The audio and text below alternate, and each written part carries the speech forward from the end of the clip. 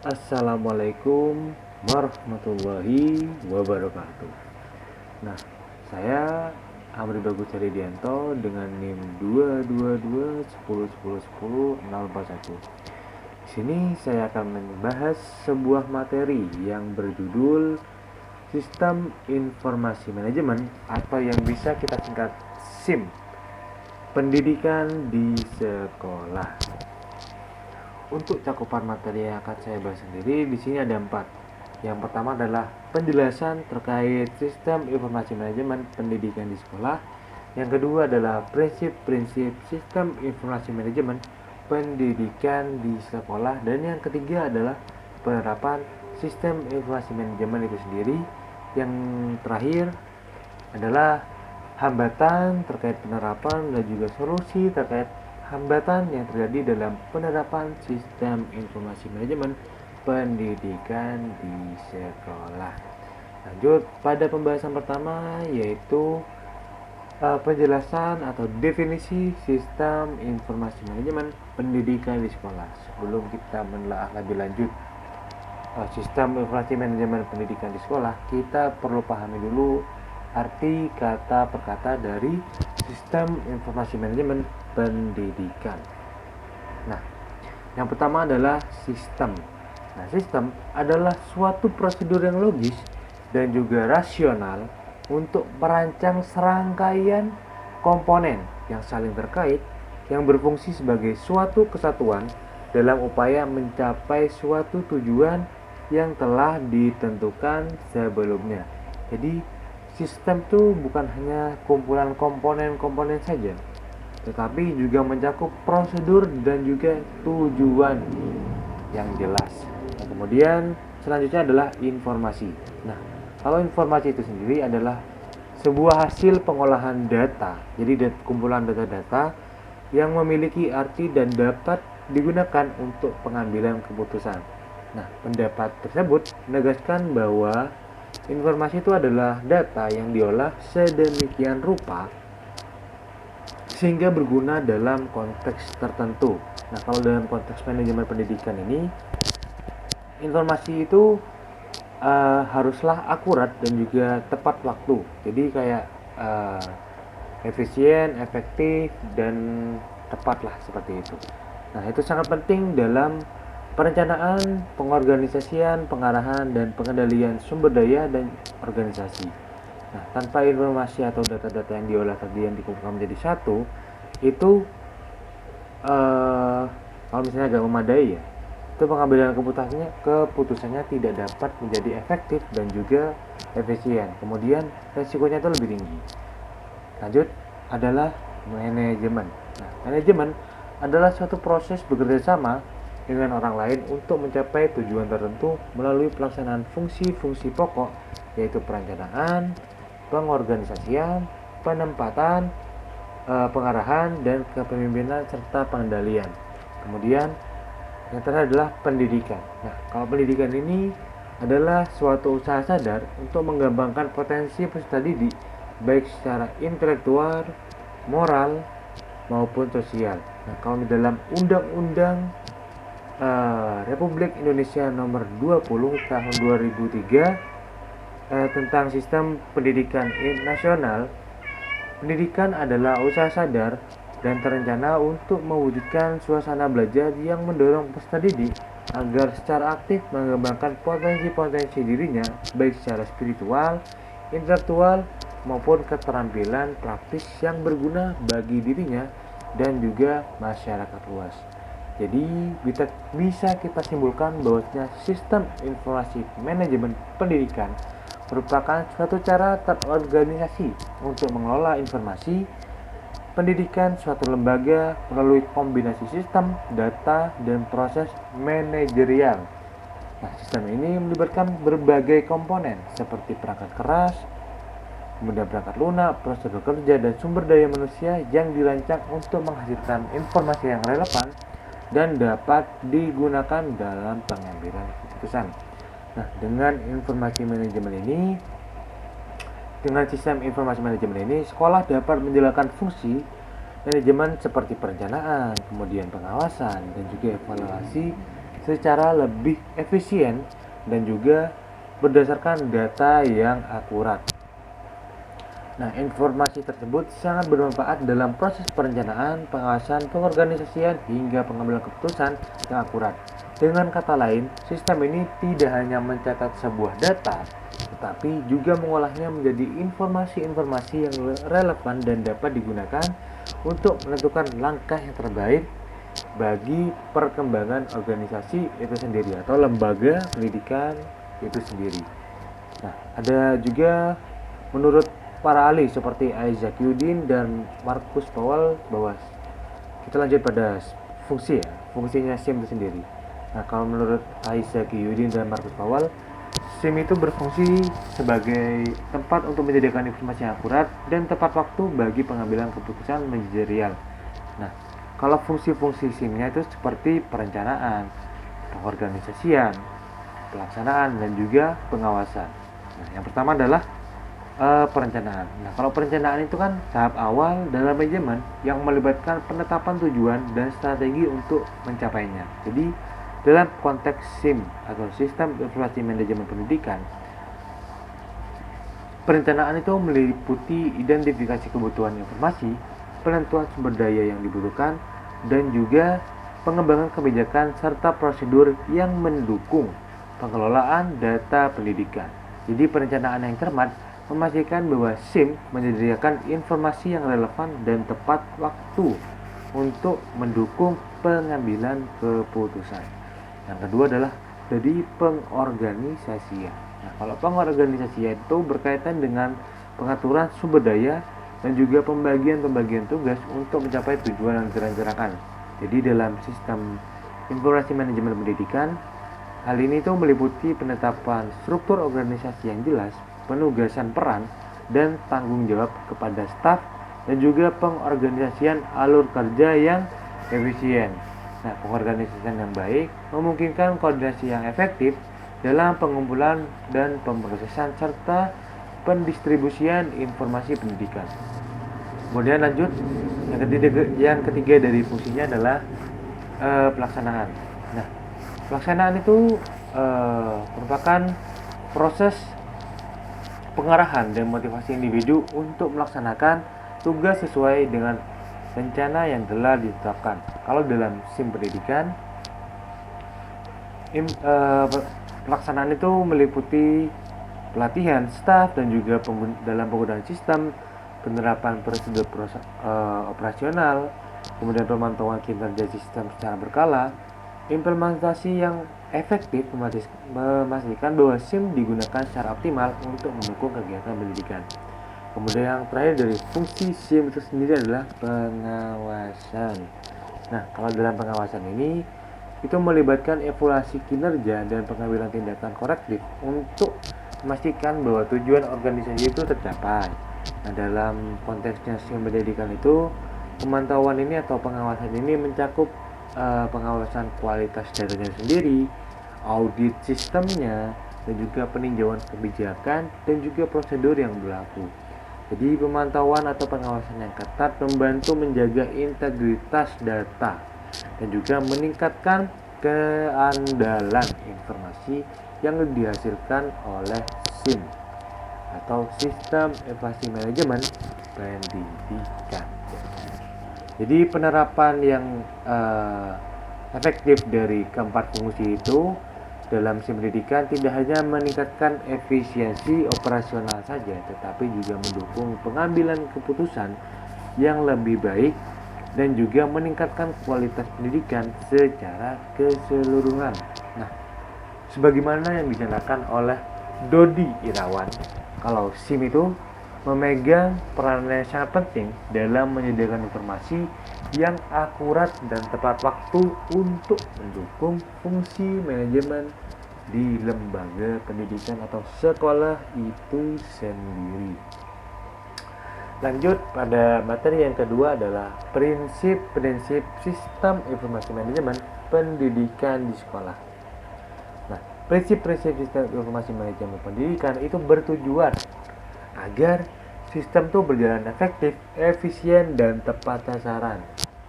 Jadi seperti meningkatkan kualitasnya lah seperti itu. Nah, prinsip-prinsip tersebut adalah yang pertama adalah efektivitas. Nah, informasi itu harus dapat digunakan untuk mencapai tujuan secara nyata seperti meningkatkan mutu pembelajaran.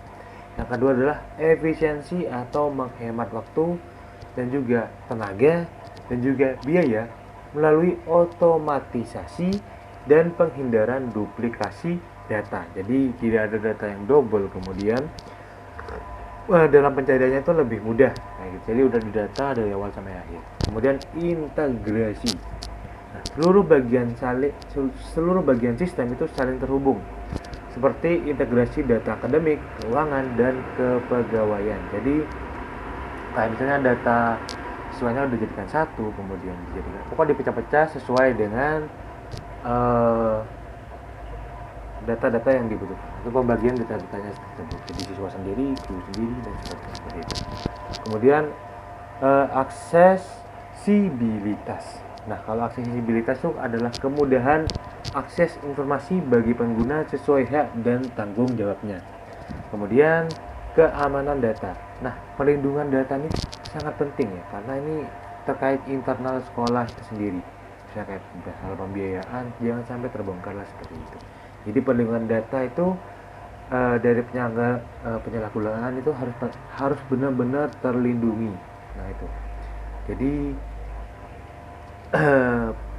prinsip-prinsipnya yang selanjutnya adalah keamanan data. Kemudian evaluasi dan pemeliharaan berkala. Nah, peninjauan rutin untuk memastikan sistem tetap relevan dan berjalan optimal. Jadi kayak harus dievaluasi terus, jadi kayak harus dipantau dan sebagainya agar dalam pencariannya lebih efisien juga. Jadi kayak sudah data dievaluasi lagi, jangan masukkan doang, tapi gak dievaluasi dan di pemeliharaan secara berkala biar berjalan lebih optimal dan sebagainya. Nah, ada juga menurut Lukman Hakim terkait prinsip SIM itu sendiri.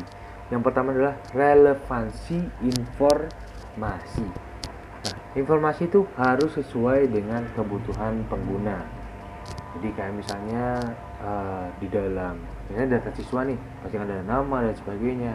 Kalau bisa ditulis kayak hobi saya ini, kemudian saya suka makan ini, kemudian makanan favorit, warna, dan bisa. Jadi informasi-informasi yang relevan saja, seperti data, intinya data siswa itu sendiri, yang penting saja. Gitu.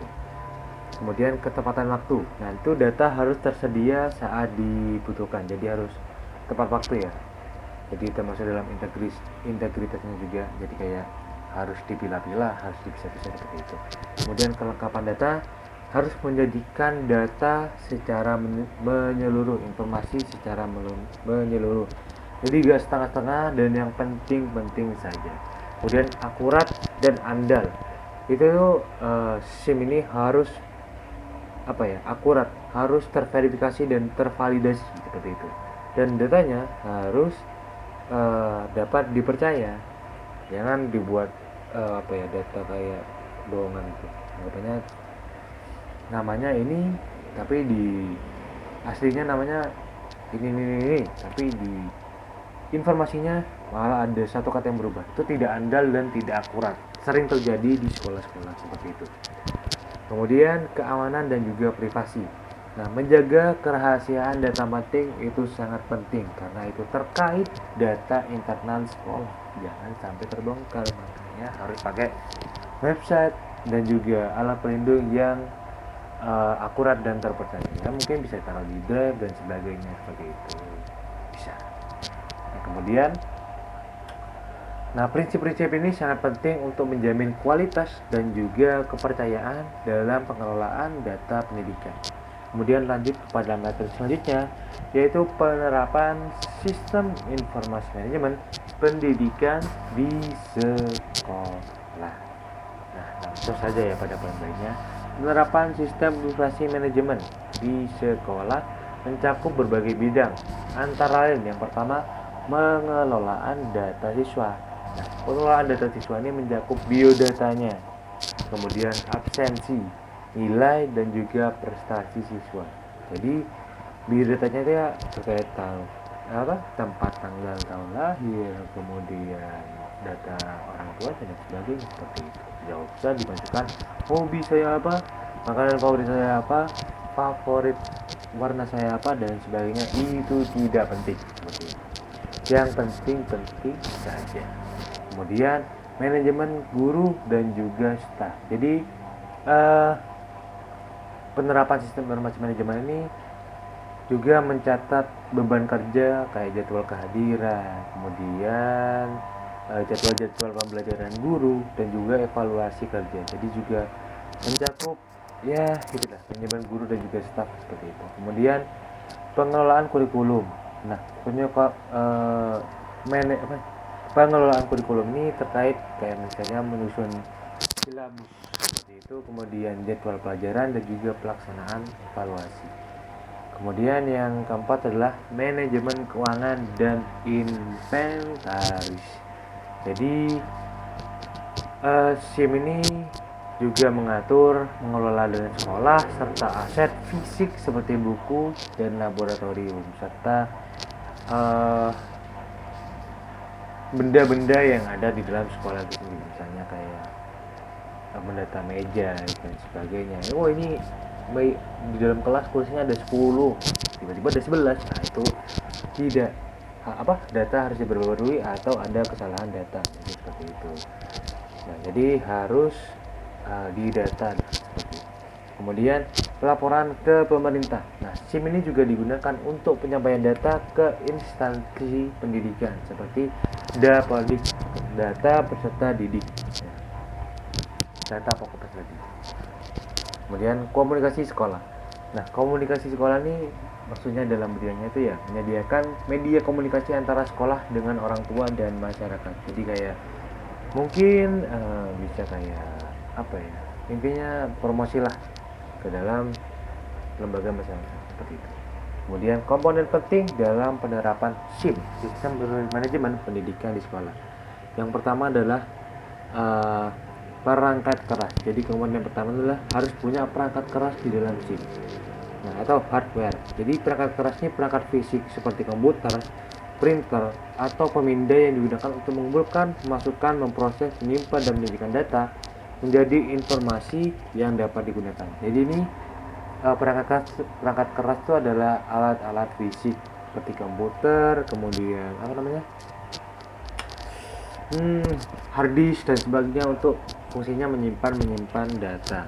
Jadi di alat-alat fisiknya. Kemudian adalah perangkat lunak atau software. Nah, perangkat lunak ini adalah kumpulan program atau aplikasi yang digunakan untuk menjalankan fungsi-fungsi komputer yang memungkinkan pengguna untuk melakukan berbagai kegiatan seperti pengelolaan data atau manajemen informasi. Jadi kalau perangkat lunak ini kayak aplikasi-aplikasi yang digunakan untuk menyimpan data sendiri. Nah, misalnya nih kayak di komputer itu kan alat fisiknya, tapi kalau perangkat lunaknya seperti misalnya kita menggunakan Google Drive, kemudian Word, penyimpanan dan sebagainya, yaitu adalah perangkat lunak yang digunakan. Bisa juga melalui website dan sebagainya. Kemudian sumber daya manusia. Yang ketiga ya, sumber daya manusia atau brainware. Nah, brainware itu adalah sumber daya manusia orang atau kelompok yang mengoperasikan sistem informasi seperti guru, staf, administrasi dan juga kepala sekolah. Jadi mereka itu adalah komponen-komponen yang paling penting dalam menjaga atau menjalankan menyimpan informasi itu sendiri. Nah kalau misalnya gak ada mereka ini buat apa gitu kan, anggapannya kayak misalnya ini di sekolah gak ada fungsi staf dan sebagainya untuk menyimpan data. Nah data kan disimpan di mana kalau misalnya bukan staf itu sendiri yang menyimpannya, seperti itu. Jadi sistemnya tidak akan berjalan dengan baik. Nah walaupun misalnya nih gak ada perangkat lunaknya atau perangkat kerasnya, kan masih bisa disimpan dalam berkas-berkas. Tapi kalau tidak ada sumber daya manusia atau brainware-nya, itu tidak akan jalan sistem informasi manajemennya itu sendiri. Kemudian yang keempat adalah prosedural atau langkah-langkahnya. Nah prosedur itu adalah serangkaian langkah-langkah atau aturan tetap yang dilakukan secara berulang-ulang untuk memastikan sistem informasi bekerja secara struktur dan konsisten. Jadi ada prosedurnya ya, kayak misalnya penyetoran data-data ke instansi yang atas sendiri ya. Nah, lembaga pendidikan di atas tuh. Nah, kayak gitu pasti ada eh, langkah-langkah atau prosedurnya. Misalnya kayak kita menyetorkan data-data ke sekolah, itu ada prosedurnya dan sebagainya. Misalnya data ke sekolah ada prosedurnya dan juga langkah-langkahnya seperti itu. Kemudian yang paling penting kalau misalnya ada perangkat lunak dan perangkat keras adalah database dan juga jaringan. Nah, kalau database sendiri itu adalah kumpulan data yang saling berhubungan dan disimpan secara sistematik agar mudah diakses dan dikelola.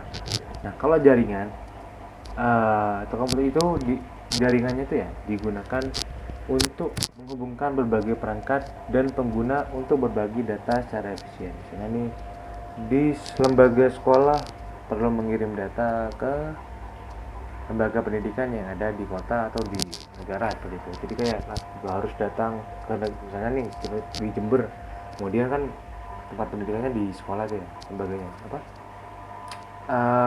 Pusatnya seperti itu. Gak perlu kita ke tempatnya itu, ke Jakartanya itu misalnya seperti itu. Kita hanya mengirim lewat media atau apa dan sebagainya yang aman dan juga akurat. Kemudian penerapan SIM ini mempercepat proses administrasi dan meningkatkan efisiensi manajemen pendidikan secara menyeluruh. Dan yang terakhir materinya adalah hambatan dan solusi penerapan sistem manajemen di sekolah. Nah, meski membawa banyak manfaat, SIM ini juga memiliki banyak kelemahan atau hambatan, bukan kelemahan ya, tapi hambatan terkait penerapannya itu sendiri. Di antara hambatannya di sini saya menceritakan 3 saja, tidak usah banyak-banyak.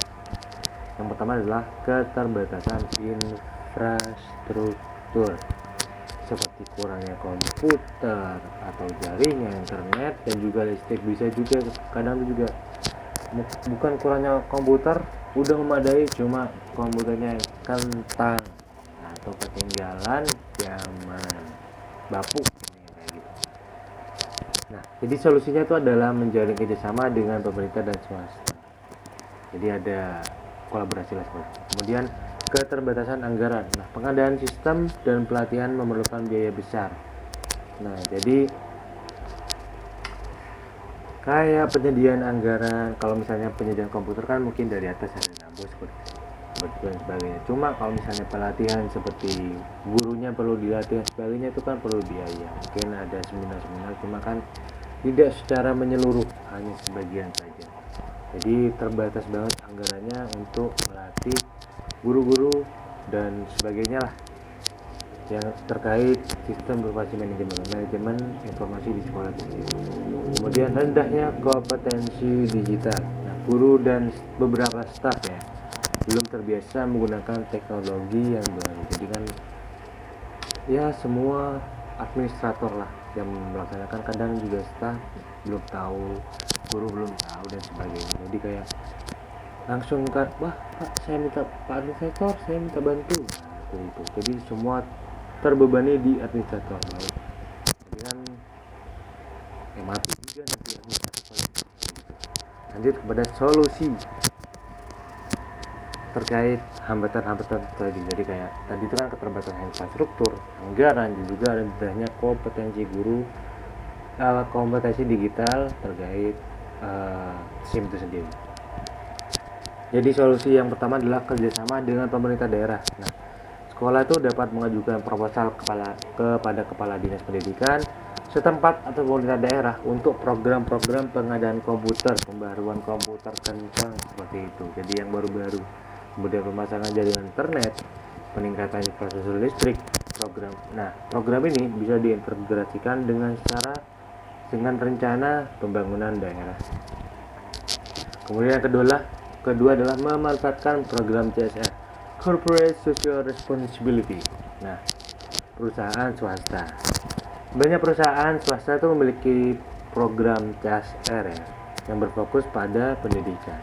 Nah, sekolah itu bisa proaktif menjalin komunikasi dan mengajukan permohonan bantuan berupa perangkat keras, instalasi jaringan, atau bahkan penyediaan akses internet. Yang kemudian yang ketiga ini mungkin agak susah ya, mencari sponsor susah, tapi kalau donatur banyak pastinya. Selain program CSR, sekolah juga dapat mencari donatur individu atau organisasi yang peduli terhadap pendidikan. Nah, pengajuan proposal yang jelas tentang manfaat SIM dan kebutuhan anggaran bisa menarik minat calon sponsor. Kemudian pengajuan dana bantuan operasional sekolah BOS yang sering dipotong itu ya untuk teknologi. Nah, sekolah dapat mengalokasikan sebagian dana BOS untuk pengembangan dan pemeliharaan teknologi informasi termasuk untuk kebutuhan SIM. Penting untuk memastikan alokasi ini sesuai dengan pedoman penggunaan BOS, bukan masuk ke dalam kantong gitu. Double korupsi. Jadi harus sesuai digunakan untuk sekolah itu sendiri, untuk kepentingan bersama di sekolah agar sekolah itu maju. Kemudian pengembangan internal. Jika memiliki guru atau staf dengan keahlian IT, sekolah itu bisa mendorong pengembangan sistem secara sederhana, secara internal, meskipun ini memakan waktu. Kemudian yang ketiga adalah pelatihan rutin dan juga berjenjang bertahap. Nah, adakan pelatihan teknologi secara berkala dimulai dari tingkat dasar hingga tingkat menengah, kemudian disesuaikan dengan kebutuhan dan tingkat kemampuan guru dan staf tersebut. Jadi kan bisa dipaksakan juga ya, mungkin ada guru-guru yang gaptek tidak bisa dipaksakan secara penuh, cuma dasar-dasarnya boleh saja seperti itu. Kalau guru yang mau belajar ya oke, diajari.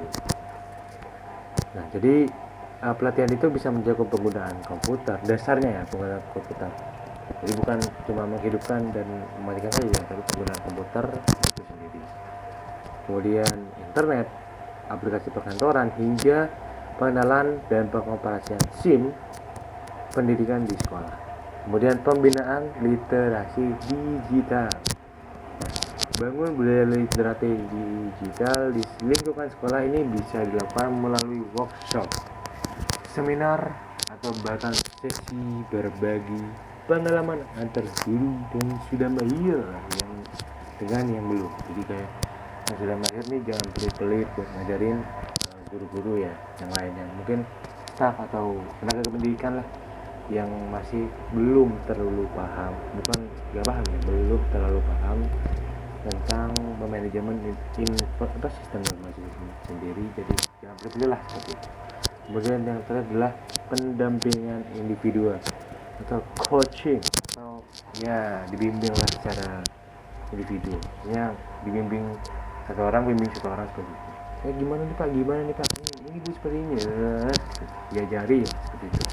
Nah, jadi sediakan pendamping atau coach bagi guru dan juga staf yang masih kesulitan. Nah, ini bisa memanfaatkan guru yang sudah mahir atau tenaga IT di sekolah untuk membantu secara personal. Misalnya, Pak gimana cara buat silabus? Oh gini bu, selesai. Mungkin itu saja yang dapat saya sampaikan terkait SIM, sistem informasi manajemen di sekolah, pendidikan di sekolah. Kurang lebihnya mohon maaf. Wassalamualaikum warahmatullahi wabarakatuh.